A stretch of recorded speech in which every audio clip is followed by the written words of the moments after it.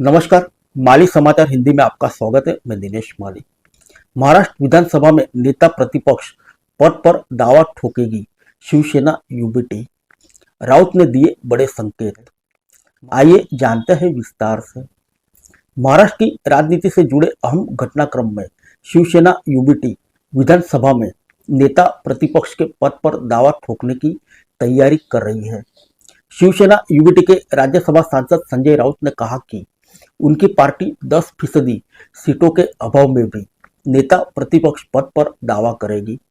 उन्होंने कहा कि अतीत में भी विपक्षी दलों के नेताओं को नेता प्रतिपक्ष पद दिया जा चुका है। राउत ने कहा कि भले ही शिवसेना यूबीटी के विधायकों की संख्या काफी कम है, संविधान में ऐसा कोई प्रावधान नहीं है कि सदन की कार्रवाई नेता प्रतिपक्ष के बिना नहीं चलाई जा सकती। शिवसेना के राज्यसभा सांसद ने कहा कि महाराष्ट्र विधानसभा में शिवसेना उद्धव बालासाहेब ठाकरे यानी शिवसेना यूबीटी के विधायकों की संख्या 20 है। राउत का बयान इस मायने में भी अहम है क्योंकि कांग्रेस नेताओं ने पहले ही कहा था कि अगर शिवसेना विधानसभा में नेता प्रतिपक्ष को पद पर दावा करती है तो वह विधान परिषद में भी इसी पद की मांग करेगी।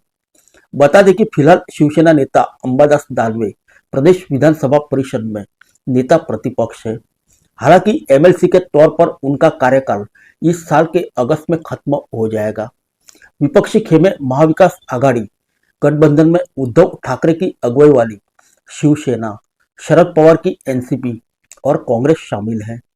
फिलहाल विधानसभा में शिवसेना के 20 विधायक हैं, जबकि कांग्रेस के 16 और एनसीपी के 10 विधायक हैं। आइए जानते हैं कि प्रयागराज महाकुंभ में क्यों नहीं गए शिवसेना यूबीटी नेता। राउत ने कहा कि उम्मीद है कि विधानसभा अध्यक्ष एलओपी पद की हमारी मांग को स्वीकार करेगा। शिवसेना सांसद से प्रयागराज महाकुंभ के बारे में भी सवाल पूछा गया।